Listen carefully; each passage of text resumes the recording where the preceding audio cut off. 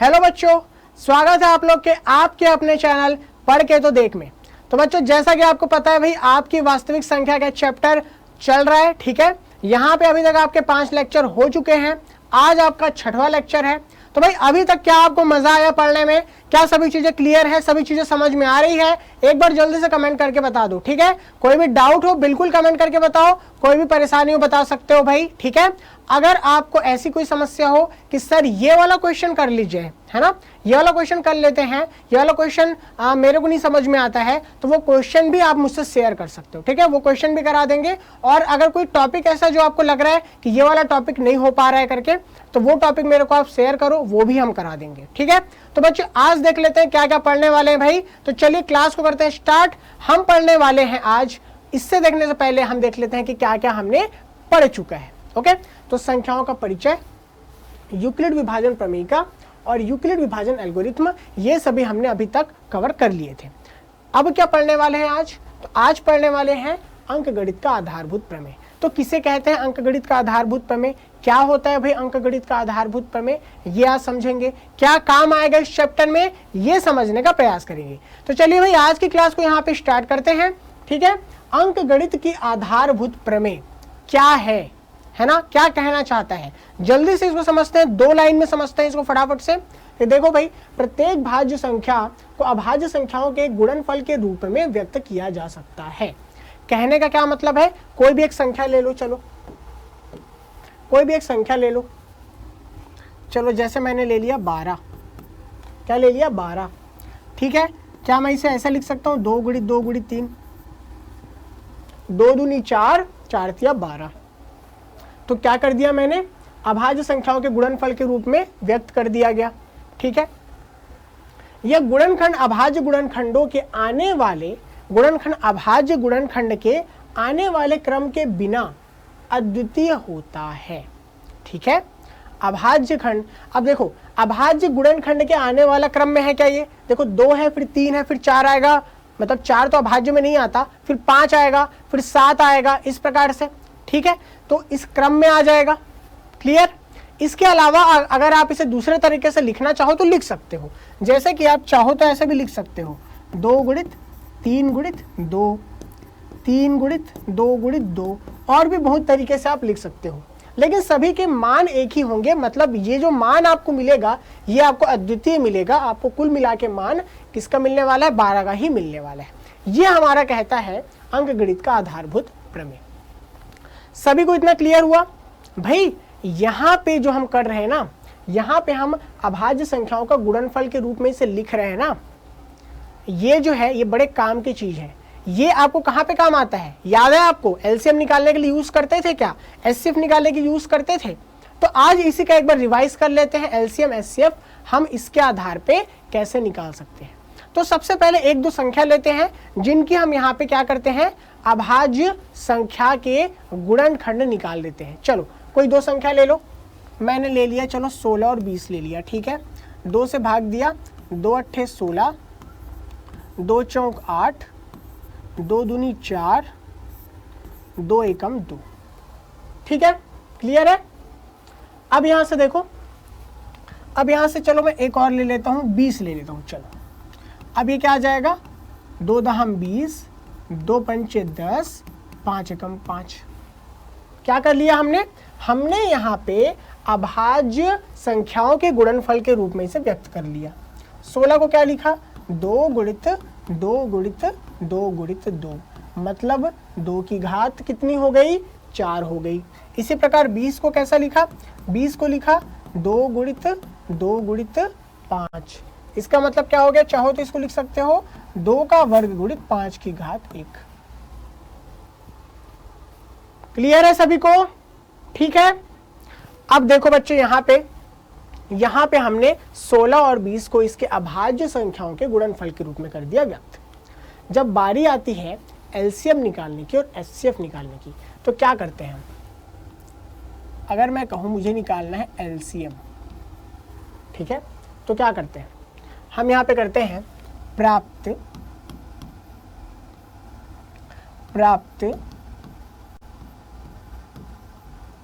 अभाज्य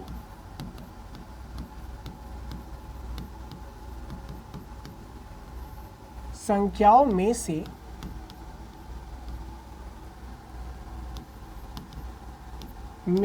प्राप्त अभाज्य संख्याओं में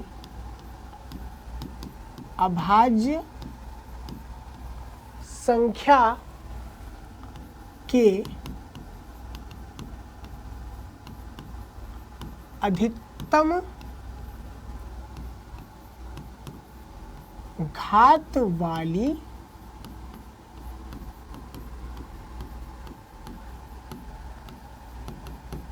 संख्याओं का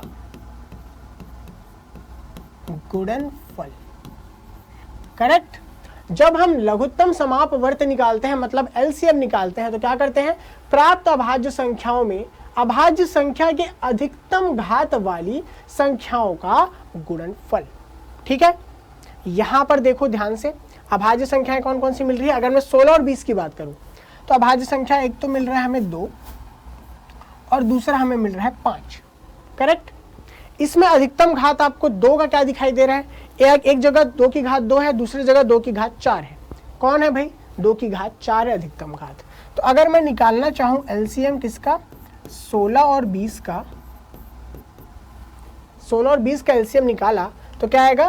पहले तो हमें क्या लेना है? अभाज्य संख्या देखना है। 2 और 5 है, ठीक है।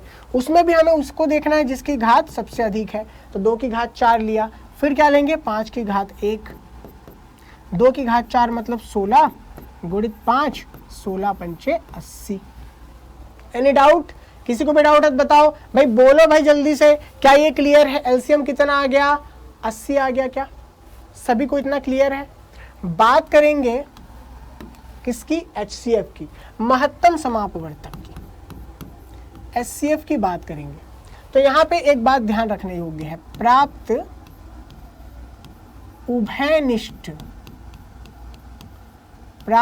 उभयनिष्ठ अभाज्य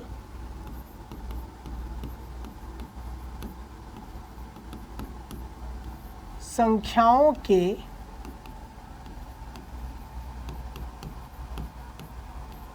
न्यूनतम घात वाले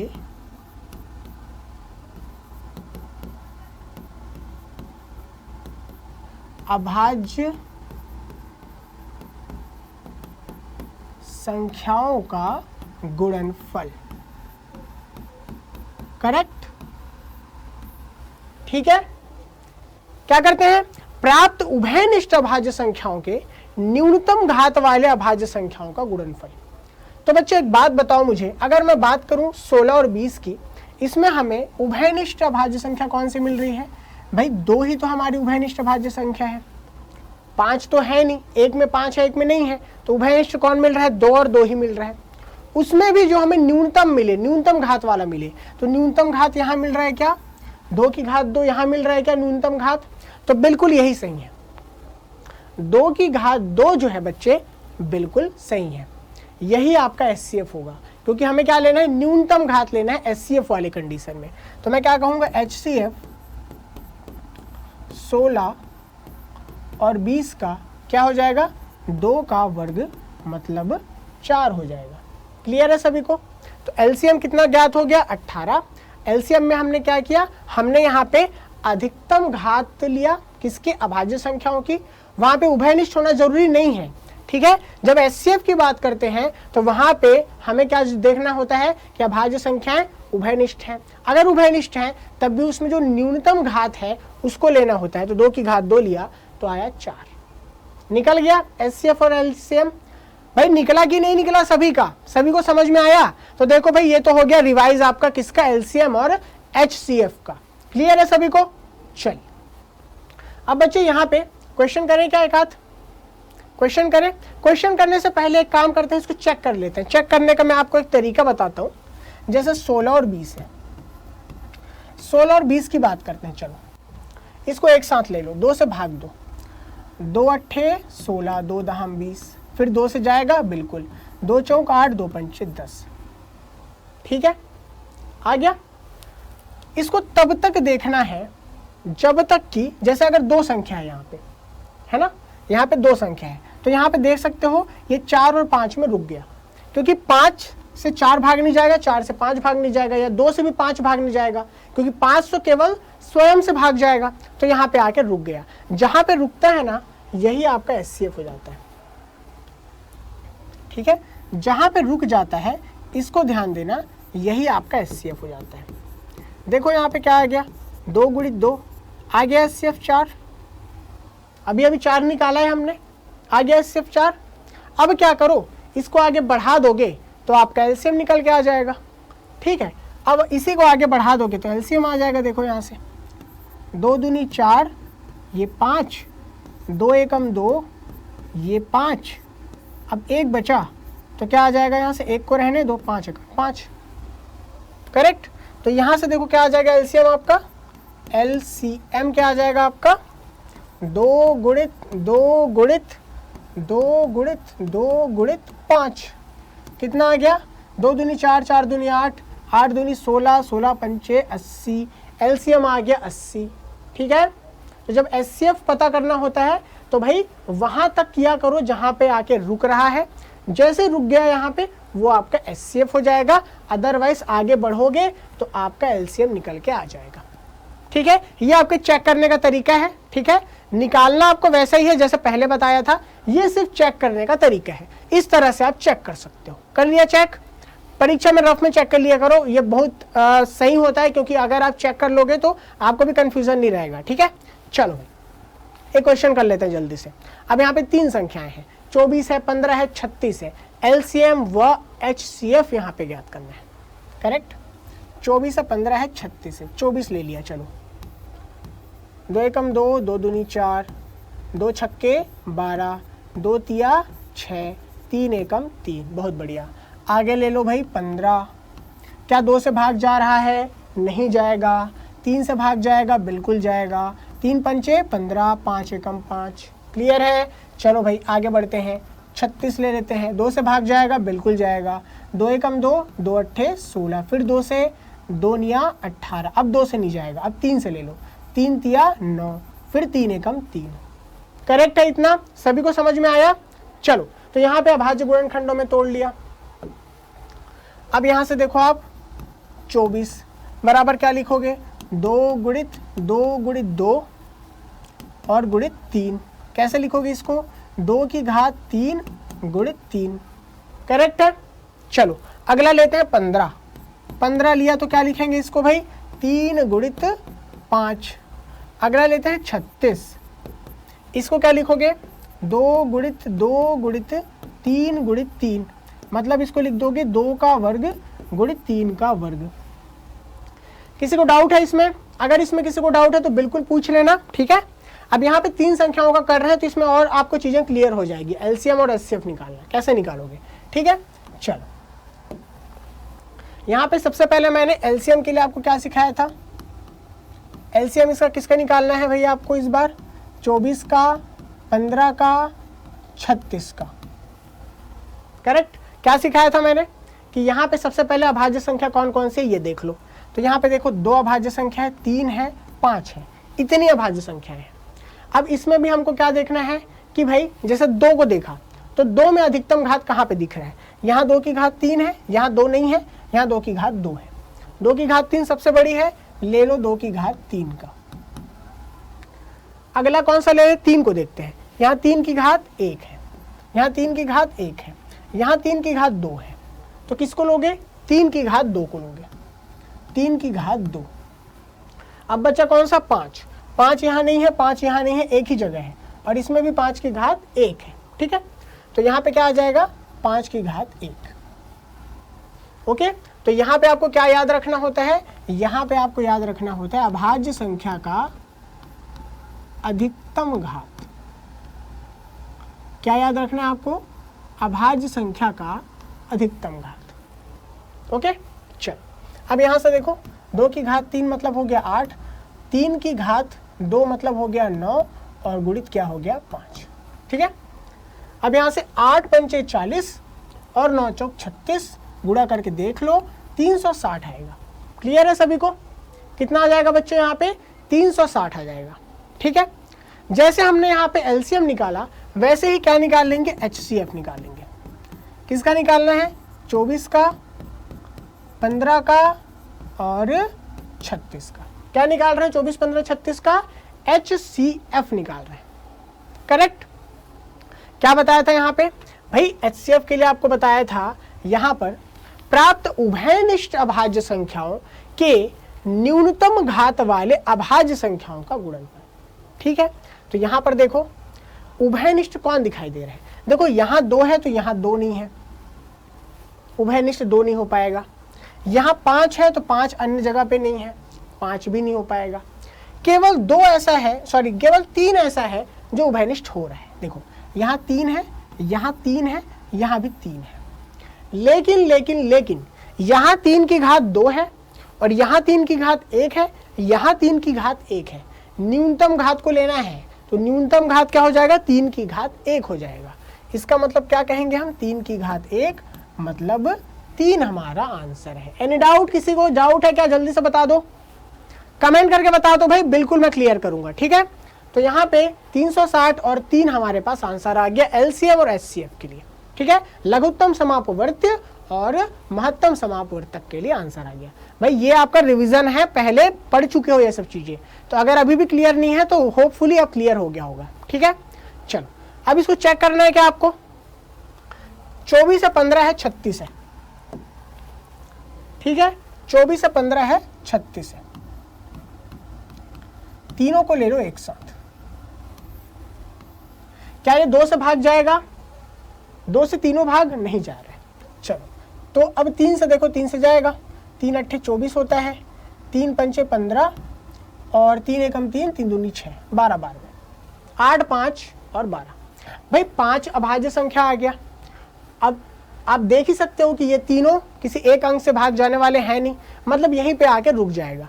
अगर यहीं पे आके रुक गया, इसका क्या मतलब है कि भाई यहाँ पे जो 3 है ना, मैंने क्या बताया था आपको, ये जो 3 है ना, यही आपका क्या हो जाएगा, HCF हो जाएगा। करेक्ट, जहां पे आके रुकता है वही आपका क्या हो जाता है, HCF हो जाता है। अब LCM निकालना है तो आगे हल कर लो, सिंपली आ जाएगा। कैसे, देखो अब यहां से देखो, अब 8 और 12 किससे जाएगा, 2 से जाएगा क्या, ठीक है, 2 चौक 8, 5 को रहने दो और 2 छक्के 12, फिर से 2 से जा रहा है, बहुत बढ़िया, 2 दूनी 4, 5 को रहने दो, 2 दिया 6, ठीक है। अब यहाँ पर देखो 2 से जा रहा है, ठीक है, 2 एकम 2, 5 को रहने दो, 3 आ गया। करेक्ट, अब यहाँ पे 2 अंक आ गए, दोनों अलग अलग अंकों से जाएंगे। 3 से आपका ये 3 एकम 3 हो गया और अब 5 से आपका ये 5 एकम 5 हो गया। ठीक है, तो यहां से देखो, अब अगर आपको LCM ज्ञात करना है तो क्या आ जाएगा आपका LCM, ये देख लो, 3 गुणित 2 गुणित 2 गुणित 2 गुणित, तो क्या आ जाएगा, 2 की घात 3। करेक्ट है, फिर 3 और गुणित 5। ठीक है, तो बोलोगे सर पहले 2 को नहीं लिए, पहले 3 को ले लिए। पहले 3 लेने का रीजन है यहाँ पे ये चेक करने के लिए कि HCF क्या आएगा। HCF अगर आपको चेक करना होता है तो आपको ऐसे अंक से, ऐसे अभाज्य संख्या से तीनों अंकों को या जितने भी अंक दिए हो उन्हें भाग देकर देखना होता है, और तब तक देना होता है जब तक तीनों के तीनों अंक कट जाए। ये आपका शॉर्ट ट्रिक है, बस चेक करने का तरीका है। ठीक है, तो यहां से अगर तीनों के तीनों देखो 3 से भाग गए थे, बहुत बढ़िया, इसके आगे भाग नहीं गए तो 3 आपका HCF हो गया, जैसे कि अभी हमने ज्ञात किया था, देखो 3 HCF। ठीक है, चलो अब यहां पर देखो, ये 3 है, ये 3 है, 3 तिया 9 हो गया, 2 की घात, ठीक है, 2 की घात 3 मतलब 8 हो गया, और कितना बचा, 5, 8 पंचे 40, ठीक है, 9 चौक 36, 360। आपका LCM आ गया उतना ही। करेक्ट, आ गया आपका LCM आपका उतना ही आ गया। ठीक है, तो एक बार अगर आपको चेक करना होता है तो रफ में चेक कर लिया करो, कोई दिक्कत वाली बात नहीं है, ऐसा आप बढ़िया से रफ में चेक कर सकते हो। ठीक है, क्लियर है सभी को। चलिए भाई, अब ये आपका ये वाला सवाल हुआ। अब यहाँ पे क्या पढ़ने वाले हैं कि LCM व HCF में क्या संबंध होते हैं। LCM व HCF में क्या संबंध होता है। ठीक है। तो यहाँ पे एलसीएम और एचसीएफ किसी दो संख्याओं का अगर हम निकालें, हम तब की बात कर रहे हैं, तो हम क्या लिखेंगे यहाँ पे, यदि दो संख्याएं ए व बी ज्ञात हो, तब अगर दो संख्या ए व बी ज्ञात हो, तब इस स्थिति में मैं क्या कहूँगा, अगर मैं ए व बी का एलसीएम व ए व बी के एचसीएफ को आपस में कर दूं गुणा, तो मुझे क्या प्राप्त होता है, मुझे प्राप्त होता है दोनों संख्याओं का आपस में गुणा। समझ में आया सभी को? अगर मैं लघुत्तम समापवर्त्य AB का और महत्तम समापवर्तक AB का अगर मैं इन्हें आपस में गुणा कर दूं, तो बराबर किसके आता है, उन दोनों संख्याओं के, मतलब A गुणित B के आता है। इसको प्रूफ कैसे कर सकते हैं? दो संख्या हमने कौन कौन सी ली थी, याद करो। दो संख्या हमने 16 लिया था और 20 लिया था क्या स्टार्टिंग में, देखो चलो 16 और 20 लिया था, है ना। एचसीएफ कितना आया था, 4 आया था। एलसीएम कितना आया था, 80 आया था। ठीक है, 16 और 20 लिया था। चेक कर लेते हैं, देखो ठीक है, देखो 16 और 20, ए और बी क्या था, 16 और 20 था। एलसीएम 16 और 20 का गुणित एचसीएफ 16 और 20 का बराबर कितना हो जाएगा, 16 गुणित 20। क्या यही होगा, चेक करें। चलो, तो एलसीएम 16 और 20 का कितना आया था हमारे पास, क्या 4 आया था क्या, देखो क्या निकाला था हमने, देखो 16 और 20 का एचसीएफ 4 और एलसीएम 80 निकाला था। ठीक है, तो एलसीएम 80 और एचसीएफ 4 निकाला था। देखते हैं दोनों बराबर होता है कि नहीं। 16 दूनी 32, कितना आ रहा है देखो, 320। 8 चौक 32, देखो ये भी आ गया 320, बराबर हो गए, करेक्ट। मतलब क्या समझ में आया आपको, ये संबंध बिल्कुल बिल्कुल सही है। अगर हमारे पास दो संख्या ए व बी है और उसका एलसीएम और एचसीएफ का आपस में कर दे गुणा, तो बराबर किसके आता है, उन्हीं दो संख्याओं के गुणनफल के। ठीक है, तो इससे रिलेटेड आपको क्वेश्चन एग्जाम में देखने के लिए मिलते हैं। आज इससे रिलेटेड एक क्वेश्चन भी कर लेंगे। ठीक है, चलो तो भाई एक क्वेश्चन कर लेते हैं। 96 और 404 का एचसीएफ ज्ञात कीजिए, उसके पश्चात एलसीएम ज्ञात कीजिए। तो पहले क्या ज्ञात कर लो, एचसीएफ ज्ञात कर लो, फिर क्या ज्ञात कर लो, एलसीएम। अब बोलोगे सर किस विधि से करें, आपने तो दो विधि बता रखी है। एक तो पहले कौन सा विधि पढ़े थे, यूक्लिड विभाजन एल्गोरिथम में पढ़े थे, उससे भी एचसीएफ ज्ञात कर सकते हो। ठीक है, दूसरा अभी क्या बता दिया, जो आपने और पहले पढ़ लिया था लेकिन फिर से बताया, अभाज्य गुणनखंड वाली विधि, उससे भी निकाल सकते हो। ठीक है, तो मैं कहता हूं आप एक काम करना, दोनों तरीके से एचसीएफ निकाल के देख लेना। एग्जाम में आपको बता देगा कि आपको कौन सा तरीके से एचसीएफ निकालना है, उसी तरीके से एचसीएफ निकालना, और फिर उसके बाद इस संबंध की सहायता से आपको क्या ज्ञात करना है, इस संबंध की सहायता से आपको एलसीएम का मान ज्ञात करना है। ठीक है, चलो देखते हैं कैसे हल होगा। 96 है और 404। ठीक है, तो देखो भाई 96 लिया, इसके अभाज्य गुणनखंड ले लो, 2 से भाग दो, तो 2 चौक 8 आ जाएगा, 1 2 अट्ठे 16, 2 दूनी 4, 2 चौक 8, 2 एकम 2, 2 दूनी 4, 2 छक्के 12, 2 तिया 6, 3 एकम 3। ठीक है, और क्या है हमारे पास, 404 है। 404 को 2 से भाग देकर देखो, 2 दूनी 4, 2 शून्य 0, 2 दूनी 4, फिर 2 से जाएगा, 2 एकम 2, 2 शून्य 0, 101 किसी से नहीं जाता भाई, तो 101 एकम 101 मिल गया हमारे पास 96 के अभाज्य गुणनखंड और 404 के अभाज्य गुणनखंड। ठीक है, अब यहां से क्या करोगे, 96 को क्या लिख सकते हो आप, 96 बराबर 2 गुणित 2 गुणित 2 गुणित 2 गुणित 2, कितने बार आ रहा है, 1 2 3 4 5 और फिर है 3, ये 96 का हो गया। फिर 404 का देख लो, ये है 2 गुणित 2 गुणित 101। भाई एचसीएफ कैसे निकालते हैं, एचसीएफ के लिए हमें न्यूनतम घात वाली अभाज्य संख्या लेनी होती है जो उभयनिष्ठ हो।